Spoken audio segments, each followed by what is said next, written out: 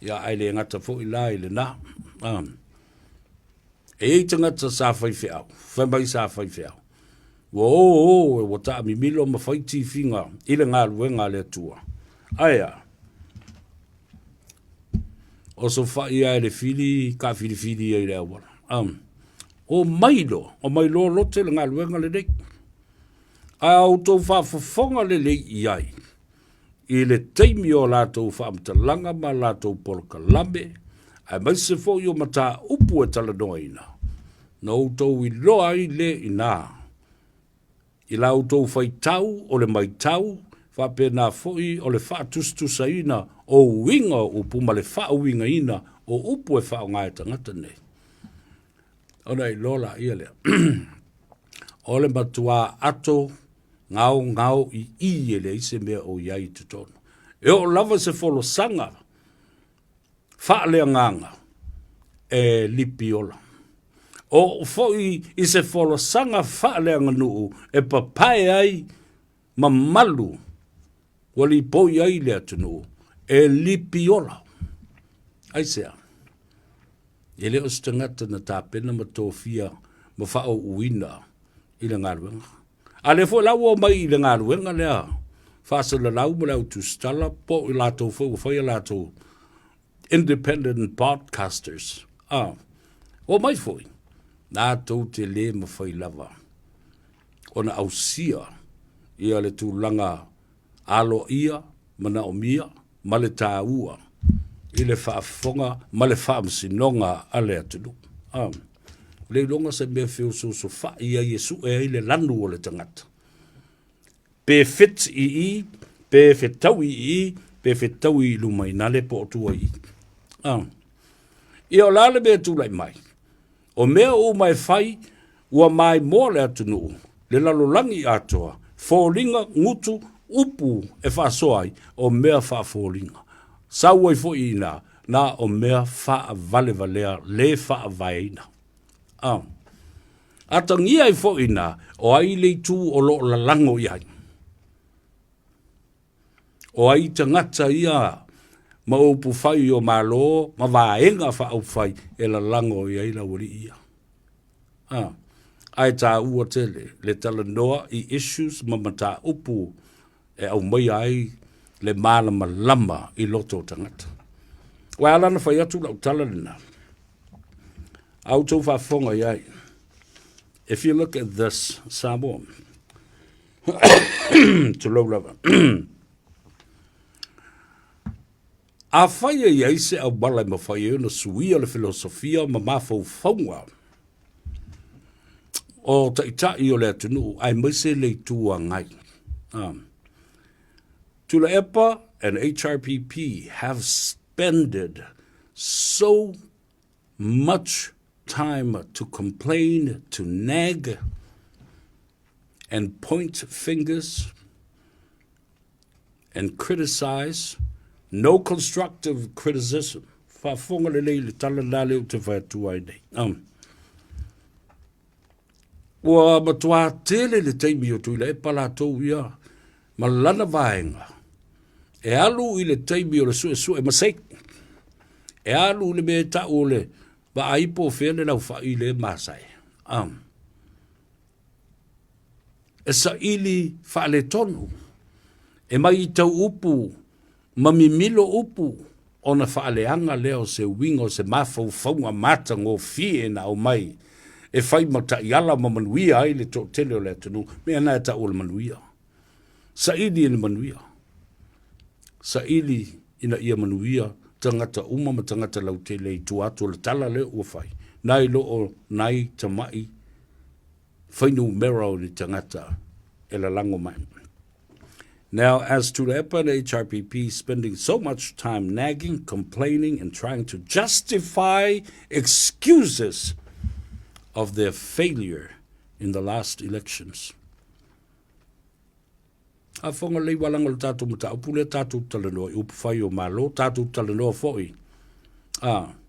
In psychology, the study of human behavior, ile mea lea, au mai ele toina lea. Professor Dr. scientist Jeremy Griffins. Ele mawhai lo na tātou mara malama i le mawhau o le tangata, ma le loto o le tangata. O na tātou loa lea, ele mawhai o na tātou fo ia, ma sa ili ni tali i whawhita uli o lo tūlai mai. After all, if we understand the condition of human behavior, then we will know how to fix what is broken. It is the madness, seemingly madness behavior of human condition. It is the human condition. Mafau tangata.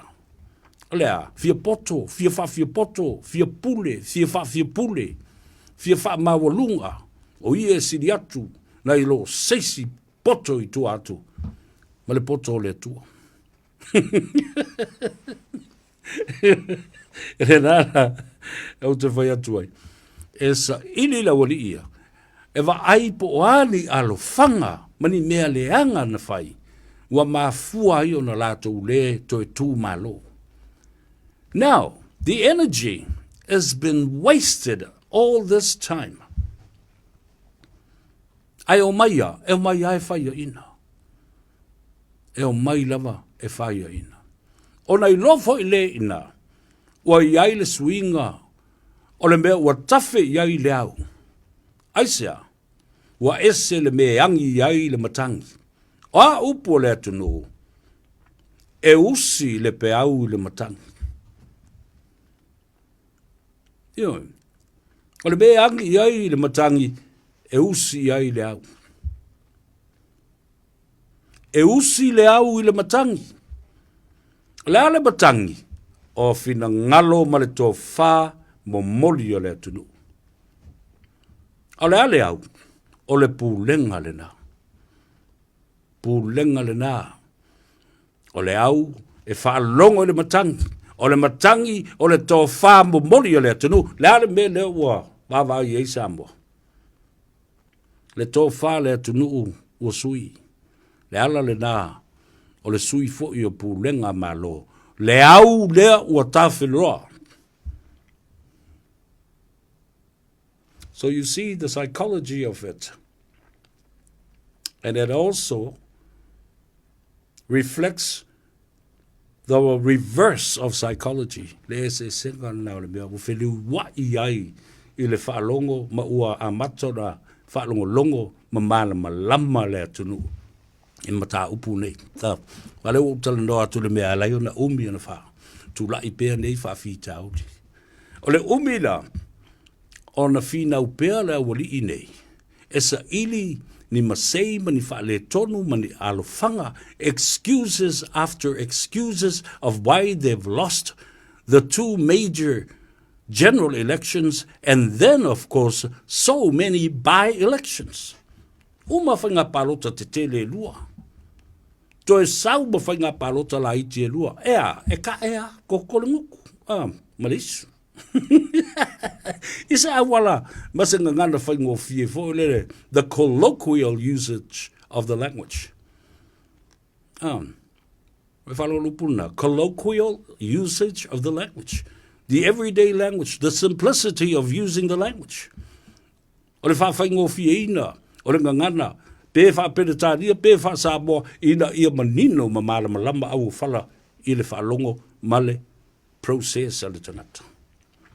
E folo ngofie, e lambu ngofie, e ai ngofie, e mala malama ngofie.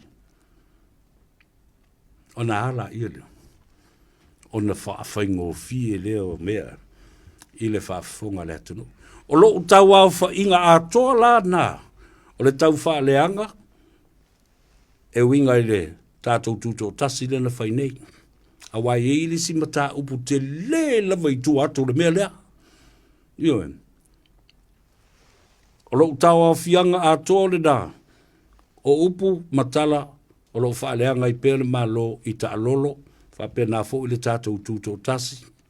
Wha leanga le malo I tupe ua wha alu, I nei mea o tu ngā waa o kirikiti, o ta alolo o ia te tele o le atunu. O polo kalambe o le atunu. O faigapaloka o le atunu. O ta alonga le atunu. O faagatama le atunu.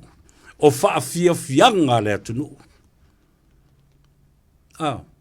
Lea ua taua o fa'i mai lalo i le mafuaaga lea le o fai atu. O le sa'ilinga. Trying to find excuses to justify their loss and failure to come back to govern Samoa. Ai sea, langa fu ele o nofo mata o whapene i la auri mwha. Ma whaile. Oye, o koma AFM, au sulpese voile lea. Alambaya. Ia, levi i o le mātou nu umarona vai safe e le malu lutele.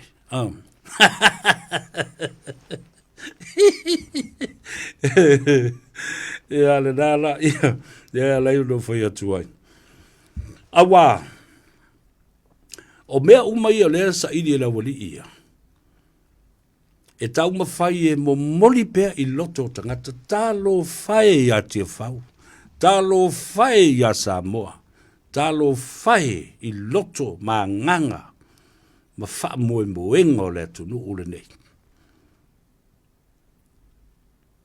O tau sila ia i mea ia na whai nei, i le mea sa tumu ai lea tunu ue li poi le aso wha apitoa o Samoa. Le aise lanu mumu, le aise lanu moana, le ainia, e milo whatasi umatangata se vanga na ua oa ia lātou no whanga ma lātou mata upu, ma lātou events wa uma, o na fua ma mawatu, whātua wawai atu, ua tau whai maini ofu. A ole toa tele, ua mingo whatasi, ua mili tino whatasi, ua mili ala whau whatasi te kata uma o le tunu. Wale lopo o i fasta o i HRPP a o i tautua a o i supopo o i lava. O te tusa pau umatangata. Ma o le langona le nae tā ua e te tau o na tātou au sia. Wha mao popo tangata. A apa i tangata ina ia tasi tangata ma ia langu ta sia tangata uma. Alea o ala tau iama. Tawala au whameo la uli e whai me whapito. E alo whapito. E whai a ma se tau ane ai, whai ma se tau lona ainga, o ana wō mai lātou e o lātou whai pisnisi. O upu umani tau ta tala i tangata nei, matua ingai nei, o mea tonu lava nā sa lātou whai ai lo lātou vai teimi. Believe me, you know what it's like, I know what it's like. Wale e whai alo i lo vai teimi. E tango lola ia lea. E lau mai mea umane. Those were all the actions and the activities that you were involved in when you were government yourselves. Listen carefully, because it makes sense, then it is common sense, and it is the right thing to do and the right thing to say. Oh my God. Well, now, this is the truth. So in the end, at the end of the day, people that supported and trusted you in the first place, o mena leo tupu te bine nei, tangata umaia na lanu moana, o lato loto, fōringa, ngutu, upu, ofu, tōninga, amionga, o tangata uma nei na lango ina o tau i le taimi mua. Listen, in the end, that all of those people that supported HRPP and gave a trust to you in the first place will get tired. Eventually will get tired. Wale whawaiwai loto i o lātou anganga. Wa fiu e whatautu si lulu. Wa fiu e hoa sa i li tupe, ma so tupe, ma fono. A watu, ngā o mea pākalu, ama pala lu, mea ia lea tūlai mai. Ma tili aimi le solo muli. O le mea leo te watua, o le ano whale o le mea lea, o na tātou wola i le sa ili le vai fō le mea lea. ale mele o te vatua. Sa ili aila ya o tou nei e tai. Tule epa ma o tou uma nei, whalongo le lei. Wa uma le vai tau o le mea lofa le atua na vatu. La le mea ua whai e le atua, o whaanga ngana isi tangata. Wa whao mai le mea ina i a te o tou. Tau te le i lo le teimi na whao ai. Ma le mea fo le nai a le uno o tou whiita. Ma tu o tou whi ma tō tā mai ai sea. Because it was taken from you without your knowledge. E te lei mafofauina. O le a tupu se mea whapena. E o mai lava la i le tae au nei Samoa. A mata mai i whawhia ngainga o le atunu e ka le sia se yo i pūlenga mamalu a li i mawhaipule. O nuu mawhio anga se yo i tonu a inga o i tū malo uma Samoa mātunu i whafo. O le mea le nā o le tupu. E o mai le tae au nei e le talia ina e tū le epa. Ma le HRPP, le tōwhinga ua whaia e le tua. Pe whaia e le tua, pe whai fōi, i le pule a le whaamsinonga. O le mea le nā, e te tau o le tātou usi tai iai, mō le teimi le nei.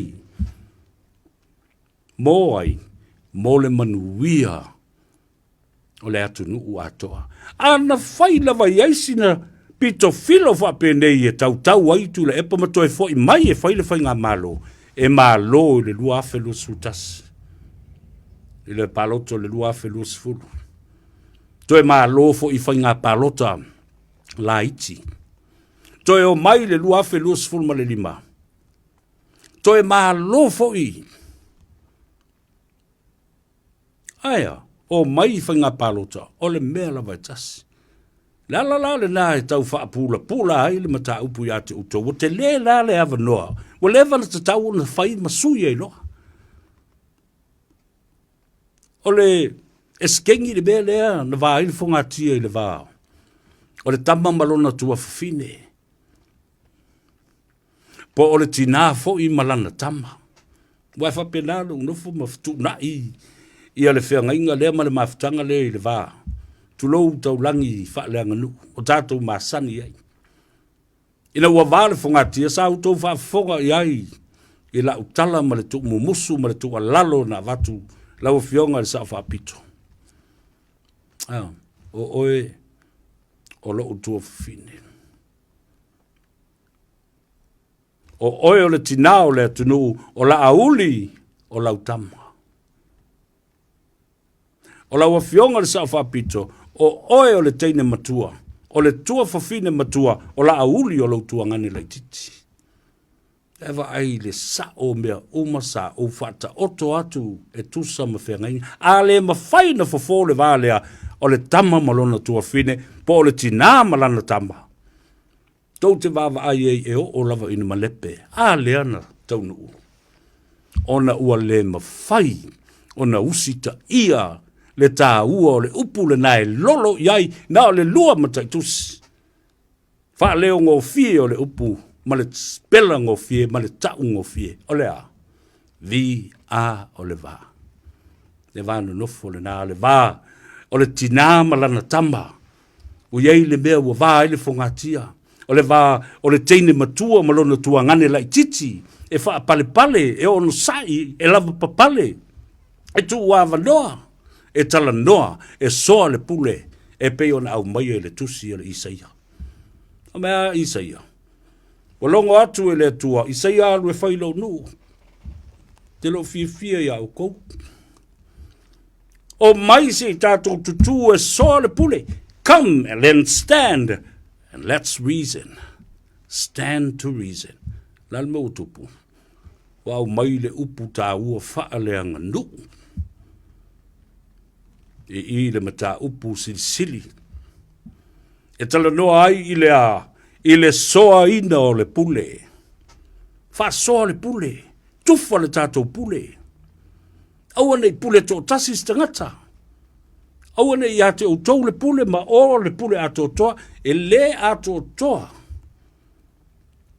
Ona iai se pule tasi, I se tangata to tasi, and that's why every democratic country with the 3 branches of government does not have the concentration of power on one head of government. E le ilunga o le whaamisinonga, e le ilunga o le parlemene, e le ilunga o le kapeneta. Ai la ese le malosi ango le pule le na, ona o le parlemene. And that's why Parliament has been called supreme. I say, because they are the lawmakers. O la tou o le au fai tu la fono, o le au tus tu la fono. E pasio le tu la fono.